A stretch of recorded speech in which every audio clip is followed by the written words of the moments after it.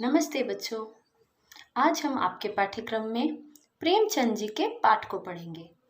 सबसे पहले हम प्रेमचंद जी के जीवन और रचना परिचय के बारे में पढ़ेंगे। रचना परिचय से संबंधित 3 अंक का प्रश्न आपके प्रश्न पत्र में पूछा जाता है। इसमें कवि या लेखक के जीवन के बारे में, उनकी रचनाओं के बारे में जानकारी देनी होती है। उनका जन्म कब हुआ, मृत्यु कब हुई, उनके जीवन काल में कौन सी महत्वपूर्ण घटनाएं थी, इससे संबंधित जानकारी रचना परिचय में और उनके कवि परिचय में दी जाती है। हम प्रेमचंद जी के बारे में आज पढ़ेंगे। प्रेमचंद जी बनारस के लमही गांव में हुआ था। उनका मूल नाम धनपत राय था। उनको कलम के सिपाही के रूप में जाना जाता है। कलम का जादूगर भी कहते हैं उनको। प्रेमचंद का बचपन अभावों में बीता और शिक्षा बीए तक ही हो पाई।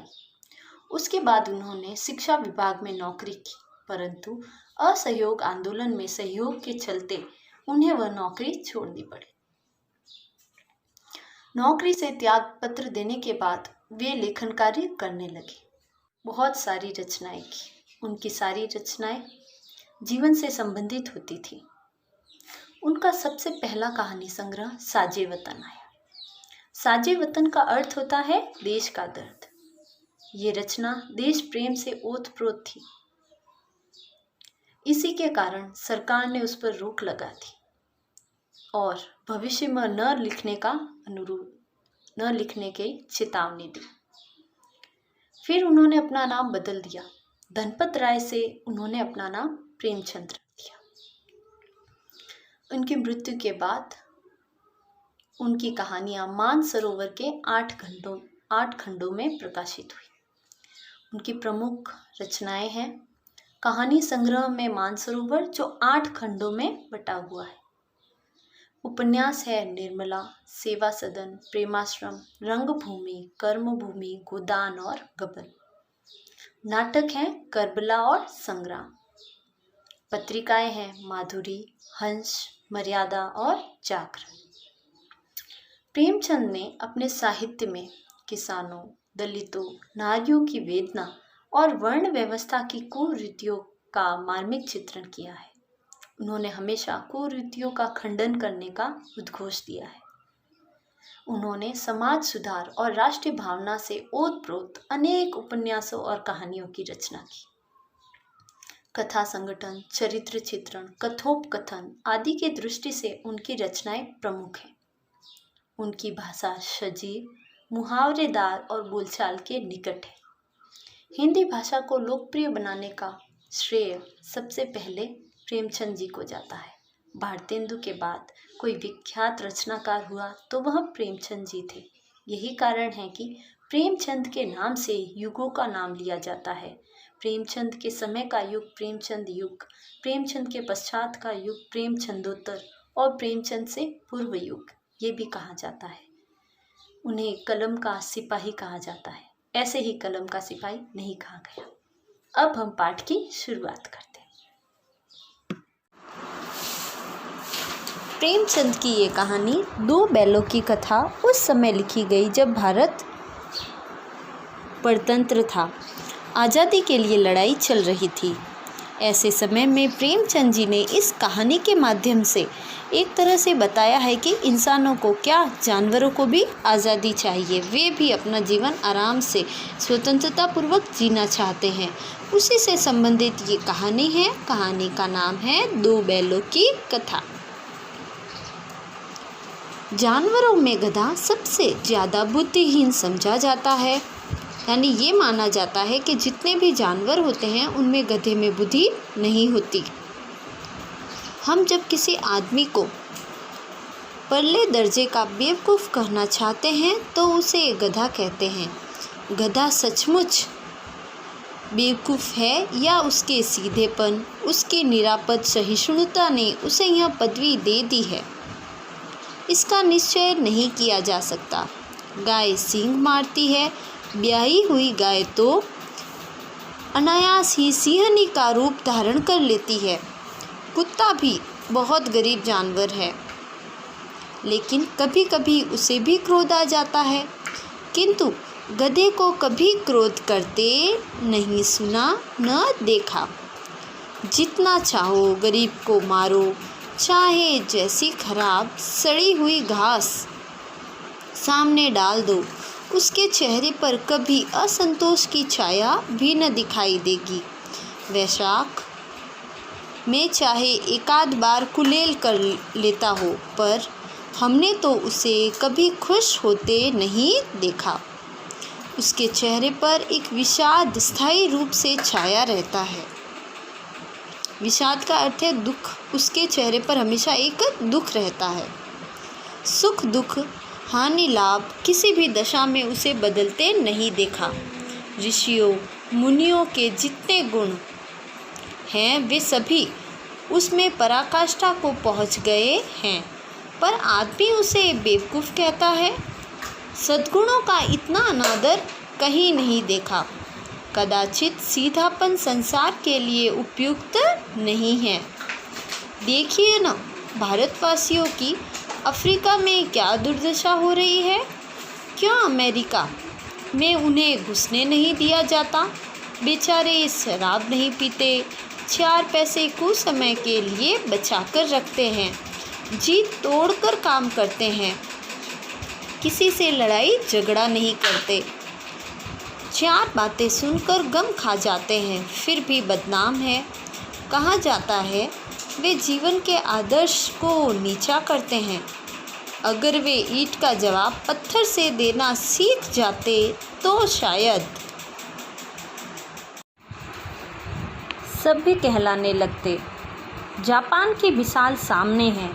एक ही विजय ने उसे संसार की सभ्य जातियों में गण्य बना दिया। लेकिन गधे का एक छोटा भाई और भी है, जो उससे कम ही गधा है, और वह है बैल। जिस अर्थ में हम गधे का प्रयोग करते हैं, कुछ उसी से मिलते जुलते अर्थ में बछिया के ताऊ का भी प्रयोग करते हैं। कुछ लोग बैल को शायद बेवकूफ़ों में सर्वश्रेष्ठ कहेंगे, मगर हमारा विचार ऐसा नहीं है। बैल कभी कभी मारता भी है, कभी कभी अड़ियल बैल भी देखने में आता है और भी कई रीतियों से अपना असंतोष प्रकट कर देता है। अतएव उसका स्थान गधे से नीचा है। जूरी काछी के यहाँ तक आपने जो देखा वो थे प्रेमचंद जी के विचार। अब कहानी शुरू होती है। जूरी काछी के दोनों बैलों के नाम थे हीरा और मोती। दोनों पछाई जाति के थे, देखने में सुंदर, काम में चौकस, ढील में ऊंचे।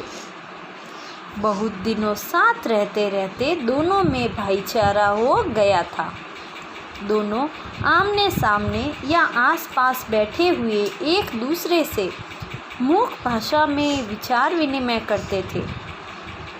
विचार विनिमय यानी बातचीत, एक दूसरे के विचारों को यहाँ वहाँ करते थे। एक दूसरे के मन की बात कैसे समझ जाता था हम नहीं कह सकते। अवश्य ही उनमें ऐसी कोई गुप्त शक्ति थी जिससे जीवों में श्रेष्ठता का दावा करने वाला मनुष्य वंचित है।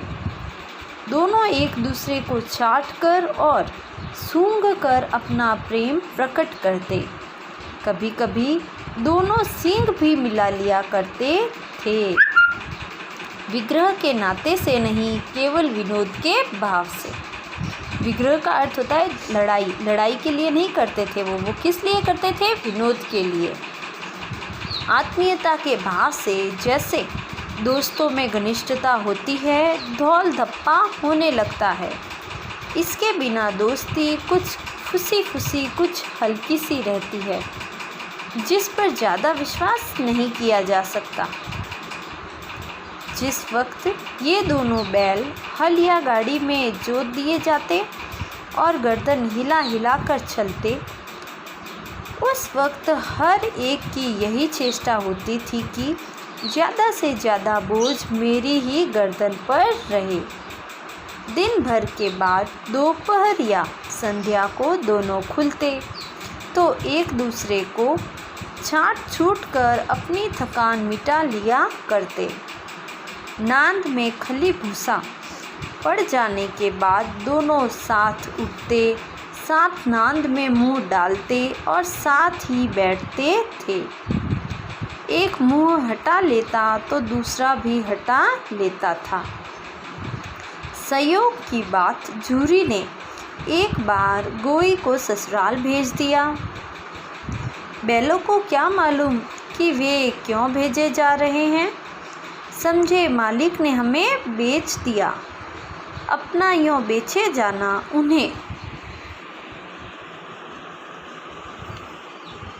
उन्हें अच्छा लगा या बुरा कौन जाने, पर झूरी के साले गया को घर तक गोई ले जाने में दांतों पसीना आ गया। दांतों पसीना आना एक मुहावरा है जिसका अर्थ है बहुत अधिक मेहनत लगना। पीछे से हाँकता तो दोनों दाएं बाएं भागते, पगहिया पकड़कर आगे से खींचता तो दोनों पीछे से जोर लगाते, मारता तो दोनों सींग नीचे करके हुंकारते। अगर ईश्वर ने उन्हें वाणी दी होती तो झूरी से पूछते, तुम हम गरीबों को क्यों निकाल रहे हो? हमने तो तुम्हारी सेवा करने में कोई कसर नहीं उठा रखी। अगर इतनी मेहनत से काम न चलता तो और काम ले लेते। हमें तो तुम्हारी चाकरी में मर जाना कबूल था। हमने कभी दाने चारे की शिकायत नहीं की। तुमने जो कुछ खिलाया वह सिर झुकाकर खा लिया। फिर तुमने हमें इस जालिम के हाथ क्यों बेच दिया? संध्या समय दोनों बैल अपने नए स्थान पर पहुँचे। दिन भर के भूखे थे, लेकिन जब नांद में लगाए गए तो एक ने भी मुंह न डाला। दिल भारी हो रहा था। जिसे उन्होंने अपना घर समझ रखा था वह आज उनसे छूट गया था। यह नया घर, नया गांव, नए आदमी उन्हें बेगानों से लगते थे। दोनों ने अपनी मूक भाषा में सलाह की, एक दूसरे को कनखियों से देखा और लेट गए। जब गांव में सोता पड़ गया यानी सभी सो गए, तो दोनों ने जोर मार मार कर पगहे तुड़ा डाले और घर की तरफ चले। पगहे बहुत मजबूत थे, अनुमान न हो सकता था कि कोई बैल उन्हें तोड़ सकेगा। पर इन दोनों में इस समय दूनी शक्ति आ गई थी। एक एक झटके में रस्सियाँ टूट गई। झूरी प्रातःकाल सोकर उठा तो देखा कि दोनों बैल चरनी पर खड़े हैं। दोनों की गर्दनों में आधा आधा घराव लटक रहा है। घुटने तक पाँव कीचड़ से भरे हैं और दोनों की आंखों में विद्रोह में स्नेह झलक रहा है।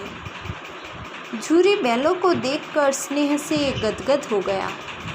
दौड़कर उन्हें गले लगा लिया। प्रेमालिंगन और चुंबन का वह दृश्य बड़ा ही मनोहर था। घर और गांव के लड़के जमा हो गए और तालियां बजा बजा कर उनका स्वागत करने लगे। गांव के इतिहास में यह घटना अभूतपूर्व न होने पर भी महत्वपूर्ण थी। बाल सभा ने निश्चय किया, दोनों पशुवीरों को अभिनंदन पत्र देना चाहिए। कोई अपने घर से रोटियां लाया, कोई गुड़ और कोई चकोर और कोई भूसी। अब देखो बच्चों, झूरी ने इन दोनों बैलों को अपने ससुराल भेजा था कुछ दिन काम करने के लिए, लेकिन दोनों बैल वहाँ से चले आए। अब जब वो आए तब गांव वाले जो बच्चे थे, गांव के जो लोग थे, वो तो बड़े खुश हो गए। उन्हें ऐसे लगा कि देखिए, अपने गांव से, इस घर से इतना प्रेम था कि वो वहाँ से छोड़कर आ गए। तो उनका क्या होने लगा? स्वागत और अभिनंदन होने लगा। एक बालक ने कहा, ऐसे बैल किसी के पास न होंगे। दूसरे ने समर्थन किया, इतनी दूर से दोनों अकेले चले आए। तीसरा बोला, बैल नहीं हैं, वे उस जन्म के आदमी हैं। इसका प्रतिवाद करने का किसी को साहस न हुआ। जूरी की स्त्री ने बैलों को द्वार पर देखा तो जल उठी। जूरी की स्त्री का तात्पर्य है जूरी की पत्नी। बोली, कैसे नमक हराम बैल है, एक दिन भी वहाँ काम न किया और भाग खड़े हुए। जूरी अपने बैलों पर यह आक्षेप न सुन सका। नमक हराम क्यों है, चारा दाना न दिया होगा तो क्या करते। स्त्री ने रोब के साथ कहा, बस तुम ही तो बैलों को खिलाना जानते हो, और तो सभी पानी पिला पिला कर रखते हैं। जूरी ने चिढ़ाया, चारा मिलता तो नहीं क्यों भागते। स्त्री चिड़ी, भागे इसलिए कि वे लोग तुम जैसे बुद्धुओं की तरह बैलों को सहलाते नहीं, खिलाते हैं तो रगड़कर जोतते भी हैं। ये दोनों ठहरे कामचोर, भाग निकले। अब देखो कहाँ से खली और चोकर मिलता है। सूखे भूसे के सिवा कुछ न दूंगी, खाए चाहे मरे। वही हुआ। मजूर को कड़ी ताकीद कर दी गई कि बैलों को खाली सूखा भूसा दिया जाए। बैलों ने नांद में मुंह डाला तो फीका फीका, न कोई चिकनाहट न कोई रस। क्या खाए। आशा भरी आंखों से द्वार की ओर ताकने लगे। जूरी ने मजूर से कहा, थोड़ी सी खली क्यों नहीं डाल देता बे। मालकिन मुझे मार ही डालेगी, छुरा कर डालना। न दादा, पीछे से तुम भी उन्हीं किसी कहोगे। यहाँ तक आपका पहला भाग आ जाता है। इस पाठ में आपको 5 भाग मिलेंगे, यानी इसी कहानी के 5 भाग हैं। यहाँ तक आपको अच्छे से पढ़ना है। दूसरे दिन जूरी का साला फिर आया और बैलों को ले चला। अब कि उसने दोनों को गाड़ी में जोता। 2-4 बार मोती ने गाड़ी को सड़क की खाई में गिराना चाहा, पर हीरा ने संभाल लिया। वह ज़्यादा सहनशील था। संध्या समय घर पहुंचकर उसने दोनों को मोटी रस्सियों से बांधा और कल की शरारत का मजा चखाया। फिर वही सूखा भूसा डाल दिया। अपने दोनों बैलों को खली, चूनी सब कुछ दी। दोनों बैलों का ऐसा अपमान कभी न हुआ था। जूरी इन्हें फूल की जड़ी से भी न छूता था। उसकी टिटकार पर दोनों उड़ने लगते थे। यहाँ मार पड़ी। आहत सम्मान की व्यथा तो थी ही, उस पर मिला सूखा भूसा। नांद की तरफ आंखें तक न उठाई। दूसरे दिन गया ने बैलों को हल में जोता, पर इन दोनों ने जैसे पाँव न उठाने की कसम खा ली थी। वह मारते मारते थक गया, पर दोनों ने पाँव न उठाया। एक बार जब उस निर्दयी ने हीरा की नाक पर खूब डंडे जमाए तो मोती का गुस्सा काबू के बाहर हो गया। हल लेकर भागा। हल, रस्सी, जुआ, जोत सब टूट टाट कर बराबर हो गया। गले में बड़ी बड़ी रस्सियाँ न होती तो दोनों पकड़ाई में न आते। हीरा ने मुख भाषा में कहा, भागना व्यर्थ है। मोती ने उत्तर दिया, तुम्हारी तो इसने जान ही ले ली थी, अब की बड़ी मार पड़ेगी। पढ़ने दो, बैल का जन्म लिया है तो मार से कहाँ तक बचेंगे। गया 2 आदमियों के साथ दौड़ा हुआ आ रहा था। दोनों के हाथों में लाठियाँ थी। मोती बोला, कहो तो दिखा दूं कुछ मजा मैं भी। लाठी लेकर आ रहा है। हीरा ने समझाया, नहीं भाई, खड़े हो जाओ, मुझे मारेगा तो मैं भी एक एक को गिरा दूंगा। नहीं, हमारी जाति का यह धर्म नहीं है। मोती दिल में ऐंठ कर रह गया आ पहुंचा और दोनों को पकड़कर ले चला। कुशल हुई कि उसने इस वक्त मारपीट न की, नहीं तो मोती भी पलट पड़ता। उसके तेवर देख कर गया और उसके सहायक समझ गए थे कि इस वक्त टाल जाना ही मसलहत है। आज दोनों के सामने फिर वही सूखा भूसा लाया गया। दोनों चुपचाप खड़े रहे। घर के लोग भोजन करने लगे। उस वक्त छोटी सी लड़की 2 रोटियां लिए निकली और दोनों के मुंह में देकर चली गई। उस एक रोटी से इनकी भूख तो क्या शांत होती, पर दोनों के हृदय में मानो भोजन मिल गया। यहाँ भी किसी सज्जन का वास है। लड़की बहरों की थी, उसकी माँ मर चुकी थी। सौतेली माँ उसे मारती थी, इसलिए इन बैलों से उसे एक प्रकार की आत्मीयता हो गई थी। दूसरे भाग में आपने देखा कि झूरी का साला गया वापस बैलों को अपने घर ले आता है, लेकिन इस बार वो इन्हें मारता पीटता है। फिर भी ये बैल उसका काम नहीं करते, लेकिन इस बच्ची के द्वारा 2 रोटियां दिए जाना उन्हें प्रेम से भर देता है। दोनों दिन भर जोते जाते, डंडे खाते, अड़ते, शाम को थान पर बांध दिए जाते और रात को वही बालिका उन्हें 2 रोटियां खिला जाती। प्रेम के इस प्रसाद की यह बरकत थी कि 2-2 गाल सूखा भूसा खाकर भी दोनों दुर्बल न होते थे, मगर दोनों की आंखों में रोम रोम में विद्रोह भरा हुआ था। एक दिन मोती ने मुख भाषा में कहा, अब तो नहीं सहा जाता हीरा, क्या करना चाहते हो? एक आध को सींगों पर उठाकर फेंक दूंगा, लेकिन जानते हो वह प्यारी लड़की जो हमें रोटियां खिलाती है, उसी की लड़की है जो इस घर का मालिक है। यह बेचारी अनाथ न हो जाएगी तो मालकिन को न फेंक दूं, वही तो उस लड़की को मारती है। लेकिन औरत जात पर सींग चलाना मना है, यह भूले जाते हो? तुम तो किसी तरह निकलने ही नहीं देते। बताओ, तुड़ाकर भाग चले? हाँ, यह मैं स्वीकार करता हूँ, लेकिन इतनी मोटी रस्सी टूटेगी कैसे? इसका एक उपाय है, पहले रस्सी को थोड़ा थोड़ा चबा लो, फिर एक झटके में जाती है। रात को जब बालिका रोटियां खिलाकर चली गई, दोनों रस्सियां चबाने लगी, पर मोटी रस्सी मुंह में न आती थी। बेचारे बार बार जोर लगाकर रह जाते थे। सहसा घर का द्वार खुला और वही लड़की निकली। दोनों सिर झुकाकर उसका हाथ चाटने लगे। दोनों की पूंछें खड़ी हो गई। उसने उनके माथे सहलाए और बोली, खोले देती हूँ, चुपके से भाग जाओ, नहीं तो यहाँ लोग मार डालेंगे।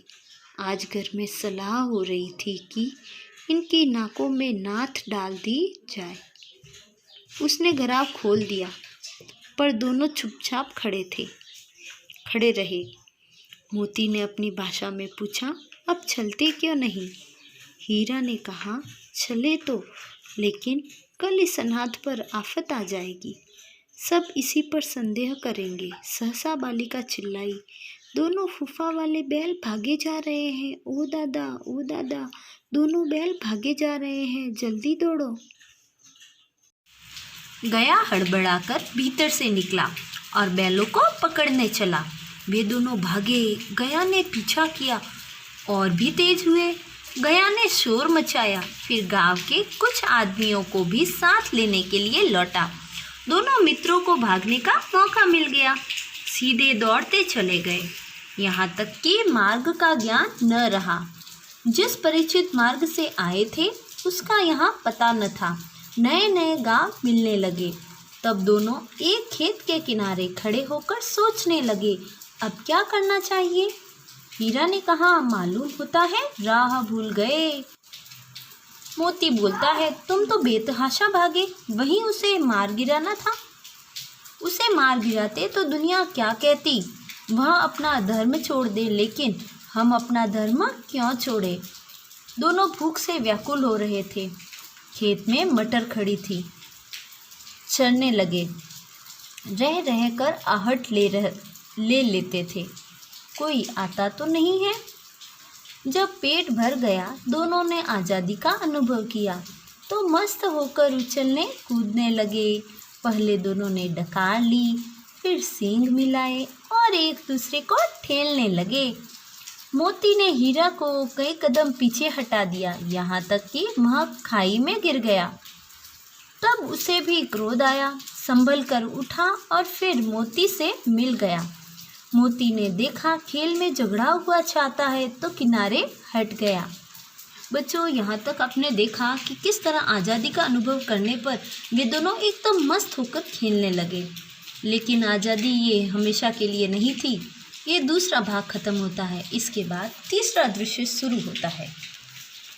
अरे यह क्या, कोई सांड डॉकता चला आ रहा है। हाँ, सांड ही है।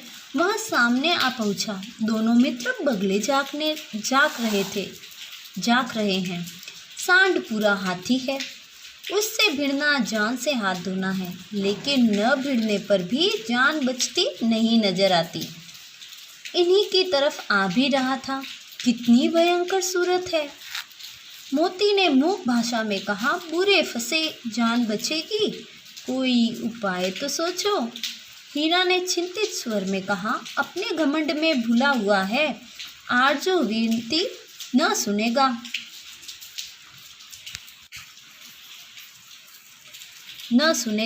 भाग क्यों न चले। भागना कायरता है। यहाँ पर ये दोनों मित्र आपस में बातचीत कर रहे हैं। एक कहता है भागना कायरता है, तो फिर यही मरो। बंदा तो 9 2 11 होता है। 9 2 11 होना एक मुहावरा है जिसका अर्थ है भाग जाना। और जो दौड़ाए, तो फिर कोई उपाय सोचो जल्द।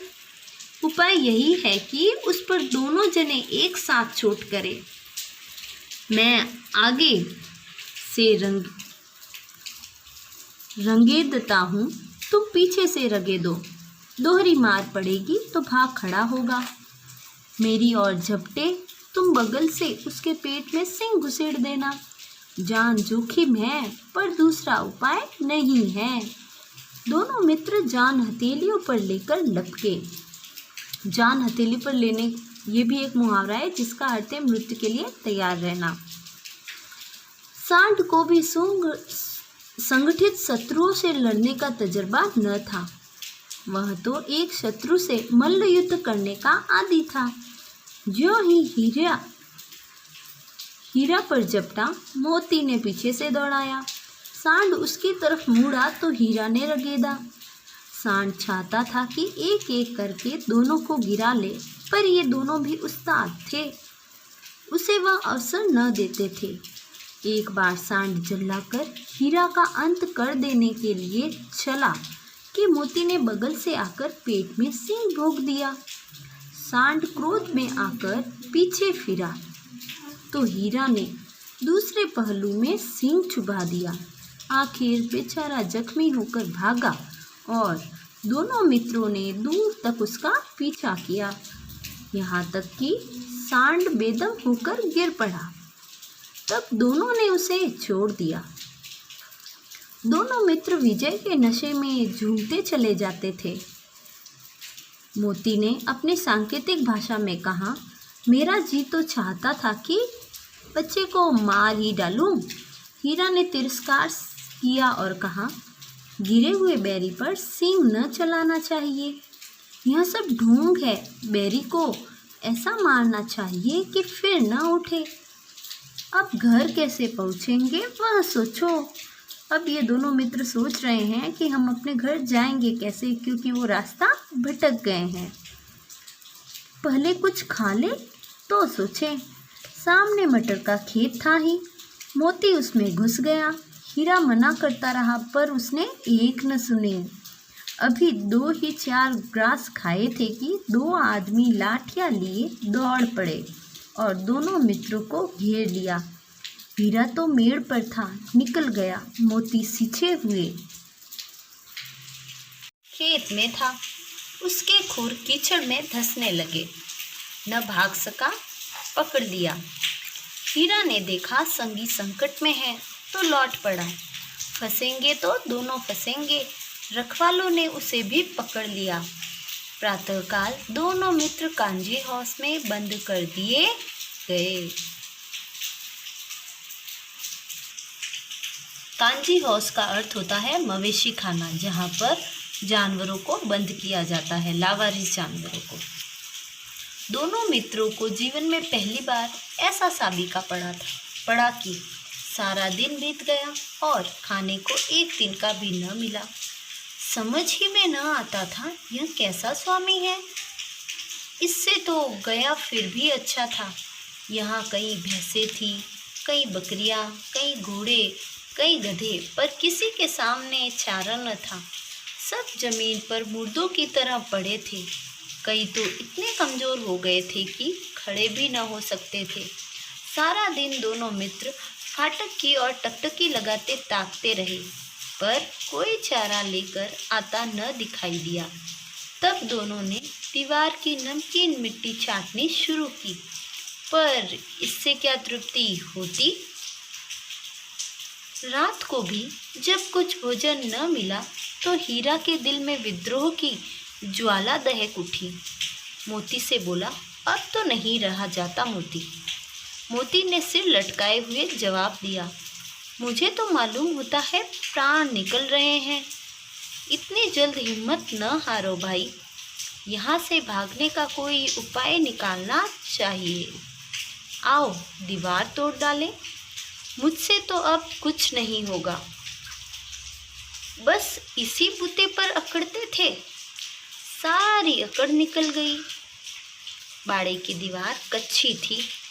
हीरा मजबूत तो था ही, अपने नुकीले सींग दीवार में गड़ा दिए और जोर मारा तो मिट्टी का एक छिपड़ निकल आया। फिर तो उसका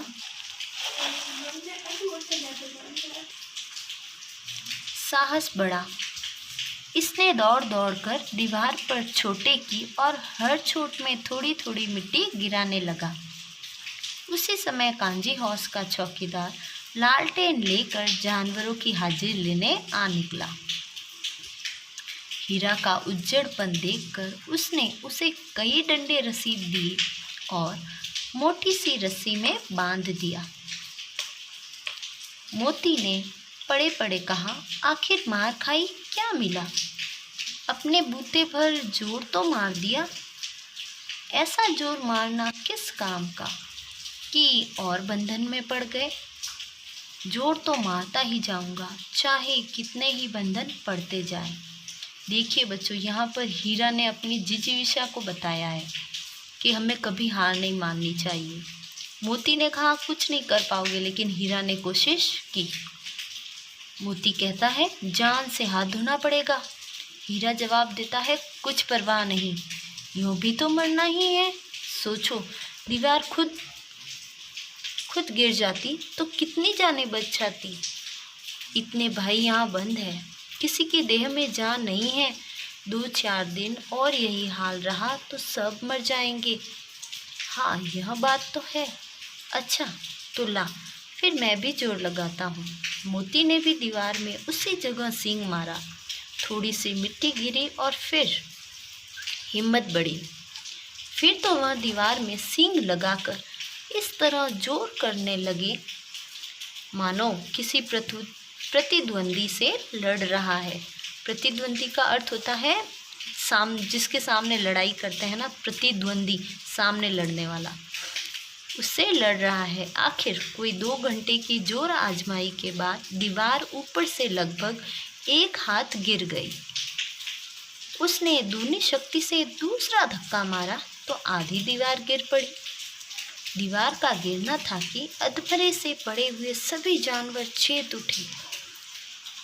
तीनों घोड़ियाँ सरपट भाग निकली, फिर बकरियाँ निकली, उसके बाद भैंसें भी खिसक गई। पर गधे अभी तक ज्यों के त्यों खड़े थे। हीरा ने पूछा, तुम दोनों क्यों नहीं भाग जाते? एक गधे ने कहा, जो कहीं फिर पकड़ लिए जाएं। तो क्या हर्ज है, अभी तो भागने का अवसर है। हमें तो डर लगता है, हम यहीं पड़े रहेंगे। आधी रात से ऊपर जा चुकी थी। दोनों गधे अभी तक खड़े सोच रहे थे कि भागे या न भागे, और मोती अपने मित्र की रस्सी तोड़ने में लगा हुआ था। जब वह हार गया तो हीरा ने कहा, तुम जाओ, मुझे यहीं पड़ा रहने दो, शायद कहीं भेंट हो जाए। मोती ने आंखों में आंसू लाकर कहा, तुम मुझे इतना स्वार्थी समझते हो हीरा? हम और तुम इतने दिनों एक साथ रहे हैं, आज तुम विपत्ति में पड़ गए तो मैं तुम्हें छोड़कर अलग हो जाऊं?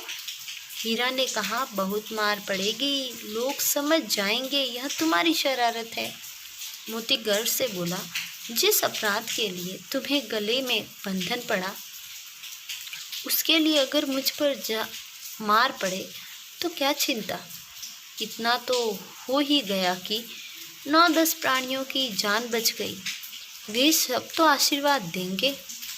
यह कहते हुए मोती ने दोनों गधों को सींगों से मार मार कर बाड़े से बाहर निकाला और तब अपने बंधु के पास आकर सो रहा। भोर होते ही मुंशी और चौकीदार तथा अन्य कर्मचारियों में कैसी खलबली मची, इसके लिखने की ज़रूरत नहीं। बस इतना काफ़ी है कि मोती की खूब मरम्मत हुई और उसे मोटी रस्सी से बांध दिया गया। मरम्मत होने का अर्थ है उसको मार पड़ी। अब ये 5वां और अंतिम भाग। एक सप्ताह तक दोनों मित्र वहाँ बंधे पड़े रहे। किसी ने चारे का एक तृण भी न डाला। तृण यानी तिनका। हाँ, एक बार पानी दिखा दिया जाता था, यही उनका आधार था। दोनों इतने दुर्बल हो गए थे कि उठा तक न जाता था। ठठरियाँ निकल आई थी। ठठरिया का अर्थ है हड्डियाँ भी दिखाई दे रही थी उनकी। एक दिन बाड़े के सामने डुग्गी बजने लगी और दोपहर होते होते वहाँ 50-60 आदमी जमा हो गए। तब दोनों मित्र निकाले गए। उनकी देखभाल होने लगी। लोग आकर उनकी सूरत देखते और मन फीका करके चले जाते। ऐसे मृतक बैलों का कौन खरीदार होता।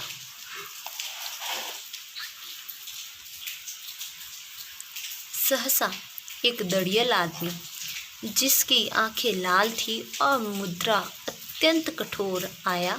दोनों मित्रों के कुल्हे में उंगली गोद कर मुंशी जी से बातें करने लगा। उसका चेहरा देखकर अंतर्ज्ञान से दोनों मित्रों का दिल कांप उठा। वह कौन है और उन्हें क्यों टटोल रहा है, इस विषय में उनको कोई संदेह न हुआ। दोनों ने एक दूसरे को भीत नेत्रों से देखा और सिर झुका लिया। भीत का अर्थ है भयभीत होकर। हीरा ने कहा, गया के घर से नाहक भागे, अब जान न बचेगी। नाहक का अर्थ है बेवजह, यानी वहां पर वे सुरक्षित थे, हीरा को लगता है। मोती ने अश्रद्धा के भाव से उत्तर दिया, कहते हैं भगवान सबके ऊपर दया करते हैं, उन्हें हमारे ऊपर दया क्यों नहीं आती। भगवान के लिए हमारा मरना जीना दोनों बराबर है। चलो अच्छा ही है, कुछ दिन उनके पास तो रहेंगे। एक बार भगवान ने उस लड़की के रूप में हमें बचाया था, क्या अब न बचाएंगे। यह आदमी छुरी चलाएगा, देख लेना। दोनों मित्र आपस में बातें कर रहे हैं। दूसरा कहता है, तो क्या चिंता है, मांस, खाल, सींग, हड्डी सब किसी न किसी काम आ जाएंगे। नीलाम हो जाने के बाद दोनों मित्र उस दड़ियल के साथ चले। दोनों की बोटी बोटी काँप रही थी, डर के मारे वो काँप रहे थे। बेचारे पाँव तक न उठा सकते थे, पर भय के मारे गिरते पड़ते भागे जाते थे, क्योंकि वह जरा भी चाल धीमी हो जाने पर जोर से डंडा जमा देता था। राह में गाय बैलों का एक रेवड़ हरे हरे हार में चढ़ता नजर आया। सभी जानवर प्रसन्न थे, चिकने चपल, कोई उछलता था, कोई आनंद से बैठा पागुर करता था। कितना सुखी जीवन था इनका, पर कितने स्वार्थी हैं सब। किसी को चिंता नहीं कि उनके दो भाई बधिक के हाथ पड़े कैसे दुखी हैं। सहसा दोनों को ऐसा मालूम हुआ कि यह परिचित रहा है। हाँ, इसी रास्ते से गया उन्हें ले गया था। वही खेत, वही बाग, वही गांव मिलने लगे। प्रति क्षण उनकी चाल तेज होने लगी। सारी थकान, सारी दुर्बलता गायब हो गई। आह, यह लो, अपना ही हार आ गया। इसी कुएं पर हम पुर चलाने आया करते थे, यही कुआं है। मोती ने कहा, हमारा घर नगीच आ गया। हीरा बोला, भगवान की दया है। मैं तो अब घर भागता हूँ, यह जाने देगा? इसे मैं मार गिराता हूँ। नहीं नहीं, दौड़कर थान पर चलो, वहाँ से हम आगे न जाएंगे। दोनों उन्मत्त होकर बछड़ों की भांति कुलेले करते हुए घर की ओर दौड़े। वहाँ हमारा थान है। दोनों दौड़कर अपने थान पर आए और खड़े हो गए। दड़ियल भी पीछे पीछे दौड़ा चला आता था। झूरी द्वार पर बैठा धूप खा रहा था। बैलों को देखते ही दौड़ा और उन्हें बारी बारी से गले लगाने लगा। मित्रों की आंखों से आनंद के आंसू बहने लगे। एक झूरी का हाथ चाट रहा था। दड़ियल ने जाकर बैलों की रस्सियाँ पकड़ ली। झूरी ने कहा, मेरे बैल हैं। तुम्हारे बैल कैसे? मैं मवेशी खान से नीलाम लिए आता हूँ। मैं तो समझा हूँ छुराए लिए आते हो। चुपके से चले जाओ, मेरे बैल हैं। मैं बेचूंगा तो बिकेंगे। किसी को मेरे बैल नीलाम करने का क्या अख्तियार है? अख्तियार का अर्थ है अधिकार। जाकर थाने में रपट कर दूंगा। मेरे बैल हैं, इसका सबूत यह है कि ये मेरे द्वार पर खड़े हैं। दड़ियल चिल्लाकर बैलों को जबरदस्ती पकड़ ले जाने के लिए बढ़ा। उसी वक्त मोती ने सींग चलाया। दड़ियल पीछे हटा। मोती ने पीछा किया। दड़ियल भागा। मोती पीछे दौड़ा। गांव के बाहर निकल जाने पर वह रुका, पर खड़ा दड़ियल का रास्ता देख रहा था। दड़ियल दूर खड़ा धमकियां दे रहा था। दड़ियल का अर्थ है दाढ़ी वाला आदमी। गालियां निकाल रहा था, पत्थर फेंक रहा था और मोती विजयी शूर की भांति उसका रास्ता रोके खड़ा था। गांव के लोग यह तमाशा देखते थे और हंसते थे।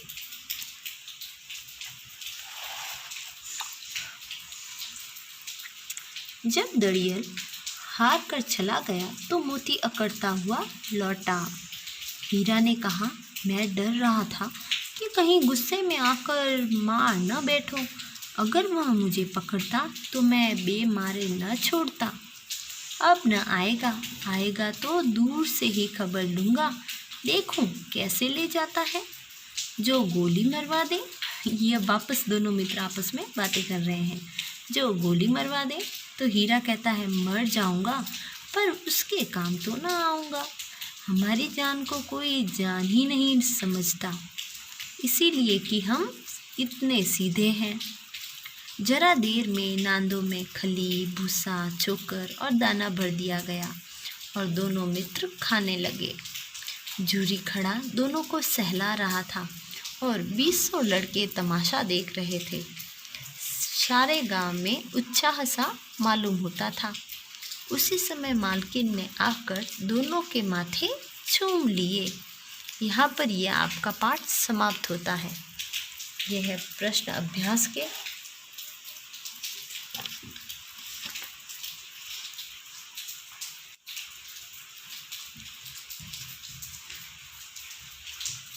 इस पाठ से संबंधित कोई भी प्रश्न हो तो आप मुझे कमेंट करके पूछ सकते हैं। धन्यवाद।